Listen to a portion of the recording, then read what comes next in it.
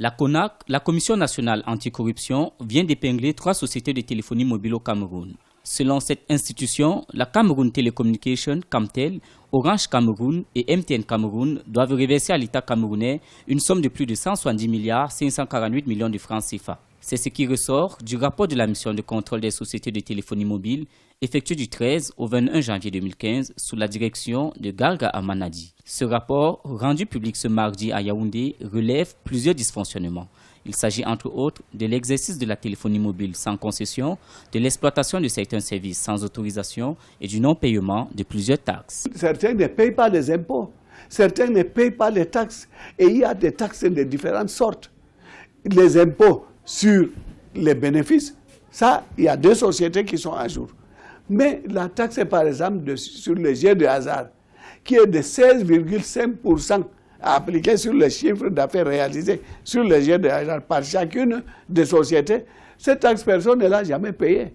Dans le but d'assainir le secteur de la téléphonie mobile au Cameroun, la CONAC recommande à l'Agence de régulation des télécommunications et au ministère des Postes et Télécommunications de jouer pleinement leur rôle. La CONAC souhaite également que toutes les entreprises de téléphonie mobile se conforment à tous les textes législatifs et réglementaires en vigueur au Cameroun. Sur le plan de la sécurité, vous connaissez le problème de la cybernétique.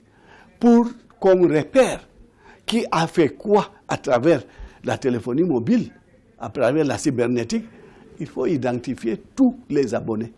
Et une identification authentique et non de complaisance. Ensuite, nous avons demandé à l'ART, qui est l'agence de régulation de télécommunications, de faire son travail. Parce que si ces gens-là ne payent pas, c'est que l'ART ne leur court pas après. Allez chercher pourquoi. Je n'accuse personne, mais je suspecte tout le monde. Certains responsables des sociétés indexées ont pris acte des irrégularités constatées par la CONAC. Ils se sont engagés en outre à œuvrer à la complète mise en œuvre des recommandations faites. D'autres, par contre, ont rejeté le rapport de la CONAC, estimant qu'ils n'ont jamais été impliqués dans des faits de corruption dans la conduite de leurs activités. MTN Cameroun, par exemple, a affirmé dans un communiqué avoir toujours traité avec l'État du Cameroun de manière transparente et en conformité avec les lois du pays.